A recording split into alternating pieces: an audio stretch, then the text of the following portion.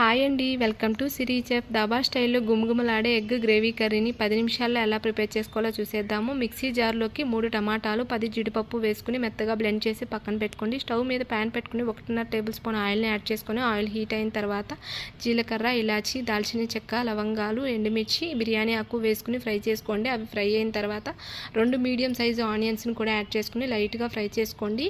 Fry అయిన తర్వాత 1 tablespoon ginger garlic paste కూడా యాడ్ చేసుకుని పచ్చివాసన పోయేంత వరకు ఫ్రై చేసుకుని ముందుగా బ్లెండ్ చేసి పక్కన పెట్టుకున్న టమాటా పేస్ట్ని కూడా యాడ్ చేసేసుకుని 2 నిమిషాల పాటు ఫ్రై చేసుకోండి. ఇలా ఫ్రై అయిన తర్వాత రుచికి సరిపడా ఉప్పు, జీలకర్ర పొడి, ధనియాల పొడి, పసుపు, కారం, గరం మసాలా వేసుకుని ఆయిల్ సపరేట్ అయ్యేంత వరకు మరొక 2 నిమిషాలు బాగా ఫ్రై చేసుకుని బాయిల్ చేసి పక్కన పెట్టుకున్న ఎగ్స్, గ్రేవీకి సరిపడా వాటర్ వేసుకుని మొత్తం అంతా ఒకసారి బాగా మిక్స్ చేసుకుని కసూరి మేతి యాడ్ చేసుకుని లెడ్తో క్లోజ్ చేసుకుని 5-6 నిమిషాల పాటు మీడియం ఫ్లేమ్లో కుక్ చేసుకుని కొత్తిమీరతో గార్నిష్ చేసుకుంటే దాబా స్టైల్లో egg gravy curry ready. Bye.